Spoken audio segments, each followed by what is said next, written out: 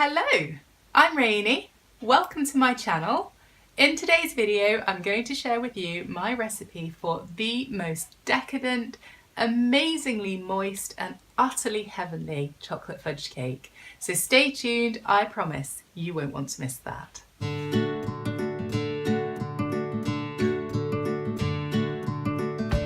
If you're new to my channel, then welcome. It's really great to have you here today. This video is a bit of a change from my normal videos because I'm wearing my cake decorating hat today instead. So I really hope that you enjoy this video and consider subscribing. I post one video a week on a Sunday evening, mainly about parenting two small little ones who are close in age, but I also do some cake tutorials and vlog about my cake decorating journey too. But without further ado, let's start this video. So I thought I'd start by showing you guys a really neat trick for how to line your cake pans fast.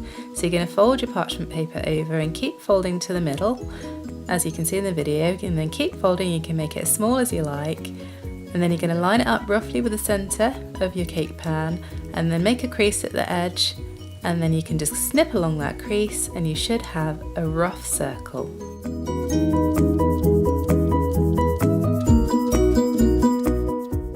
Now in this recipe you will see that I have made a double batch of the recipe because I had two cakes to make from it, but for a standard 8-inch cake you will need 165 grams of butter, 270 grams of caster sugar, 225 grams of plain flour, 60 grams of cocoa powder, 3 large eggs, 200 ml of whole milk with 2 tablespoons of strong coffee mixed into it, 3 teaspoons of baking powder, and a pinch of salt.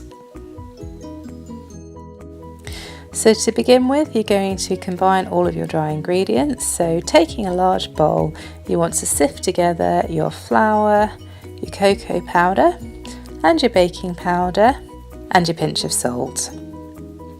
And then sift that all through and set aside. Next you're going to sift your caster sugar into your butter, into the bowl of your mixer, and then you're going to start your mixer initially on a low speed just so that the sugar doesn't fly everywhere, and then once it's combined together then you're going to increase the speed to a high speed until light and fluffy.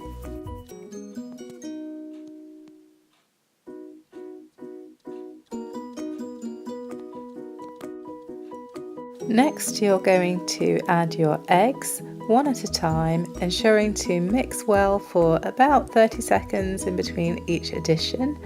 Don't overmix though, and if your mix starts to look a bit curdled then you can add a couple of tablespoons of your dry ingredients to this. So now you're going to start adding your dry ingredients followed by your wet ingredients, and then you're going to alternate between the two until all your mix is used up. I tend to do mine in thirds, so a third of the dry mix followed by a third of the wet mix, and then repeat until it's all gone. It's really key when you are adding your ingredients that you add them on the lowest setting possible. This just helps to minimise everything flying around. But I find that even on the lowest setting and with the lid on, my dry ingredients still fly out through the chute. So what I tend to do is to pulse my mixer slowly until the ingredients just start to combine, and then I'll let it freely mix. On that note, it's also really important to make sure that you don't overmix at this stage. So the purpose of what you're doing here is just to combine. So you're not wanting to beat the mixture, you just want to combine it all together.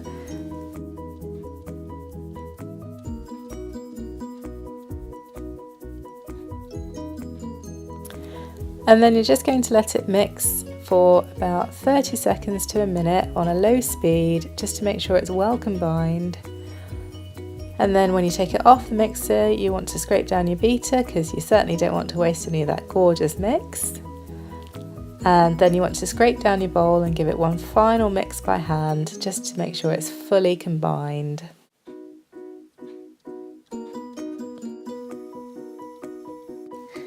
Next, you're going to divide your cake mix evenly between your cake pans.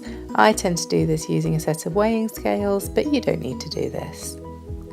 And because it's quite a liquid mix, I find that you can just give it a shimmy round inside the cake pan, and that makes it nice and level, and you don't need to level it off with a spatula. And then pop them into an oven preheated to 170 degrees Celsius for about 30 minutes, or until a skewer placed into the middle comes out clean. You will need 110 grams of butter, 90 grams of dark chocolate, 3 tablespoons of cocoa powder, 425 grams of icing sugar, 175 mils of whole milk, and you can also add a dash of vanilla if you like. So you're going to start by melting together your chocolate and your butter. Now you can do this on a double boiler. I tend not to worry too much, I just do it in a saucepan and just make sure that I don't heat it too high. And you want to stir it all together until you get a lovely smooth glossy mix. Take it off the heat and allow it to cool to room temperature, and then you're going to pop it into your mixing bowl and add your icing sugar. Now I add mine directly to the mix. You could mix your icing sugar with some of the milk to form a glacé icing and then mix the glacé icing into your chocolate mixture, but I find this just as easy. Then you're going to add your cocoa powder, and then you're going to shuffle that all through your sieve. Then you're going to whisk it together. Now as you're whisking, you may find it gets a bit hard to mix. Don't worry about that, just add a few tablespoons of milk into the mixture and it should loosen it up a little bit.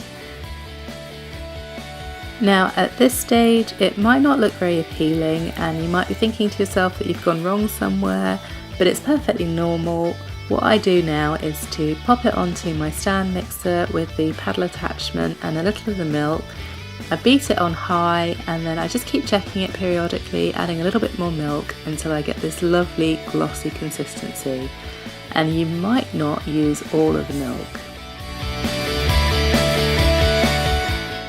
Once your cakes are out of the oven, I tend to leave mine in the tin for about 10 minutes and then I will pop them out onto a cooling rack and let them cool down.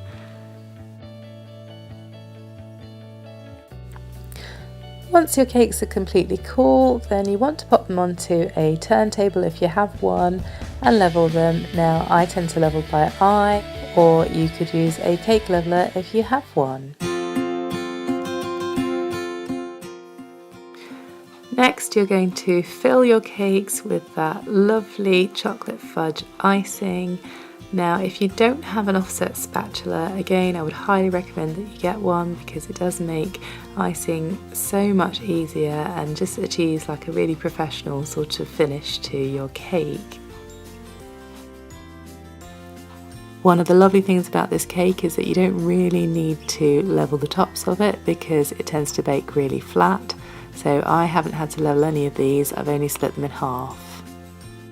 And then last of all, for a really professional finish, you want to give it a crumb coat. Now what this is a thin layer of icing that will lock in all of those crumbs so that whatever you're doing next, whether you're going to cover it in fondant or another layer of icing, you won't have any sort of crumbs showing through.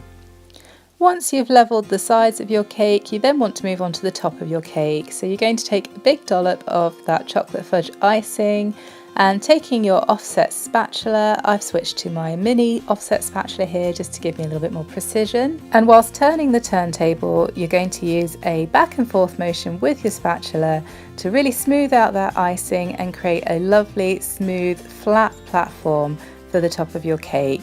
And so we're going to be doing a white chocolate drip cake, so you want it fairly flat on the top of the cake. But if you were going to cover this in fondant, then you normally want a nice flat top to lay your fondant on top of. And then taking your bench scraper, you're just going to clean up the sides of your cake again, and then with the little lip that forms, you just want to use your offset spatula to just pull that lip in like you can see me doing in the video here. And then once you're happy, you're just going to pop it in the freezer for about 10 or 15 minutes just to get really, really cool. So I just melted some white chocolate in the microwave very gently at 15-second intervals until it was just starting to melt, so there were still some big thick bits in there, and then I just kept stirring it for ages until it was fully melted. I also kept back a few pieces of white chocolate to kind of temper it, and then just using a spoon I would take a little bit of the white chocolate and pour it over the edge of the cake, as you can see in the video, just encouraging the little drips to go down the sides. I know you can't really see the side of the cake because of the view of the camera, but I'll show you what it looks like at the end.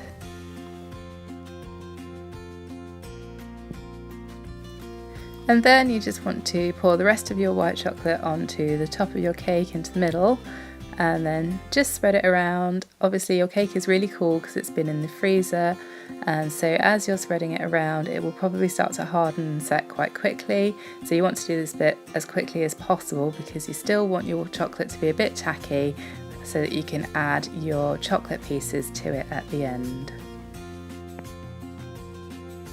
And then for the final step of the process, you just want to start adding your chocolate pieces.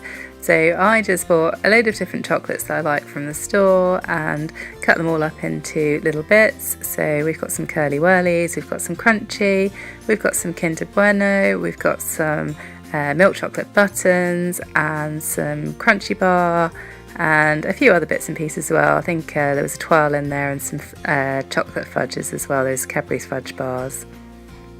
After a while the white chocolate did start to set because the cake was very cold, so how I then attached the little pieces of chocolate bar was to melt a little bit more white chocolate and just use it as kind of a glue.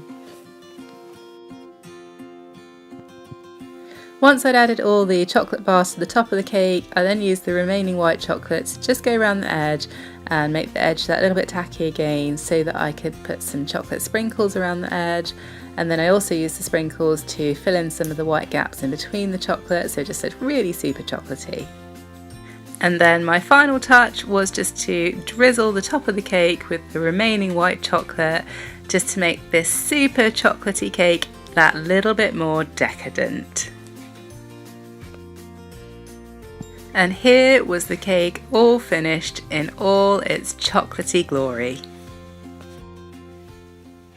So that's it, folks. I really hope that you have a go at making this utterly delicious chocolate fudge cake.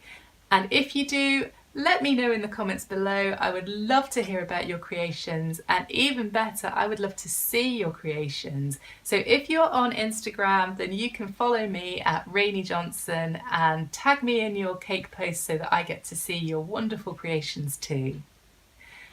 So I really hope that you've enjoyed this video, and if you have, give it the thumbs up, share it with your friends, and don't forget to hit that subscribe button below.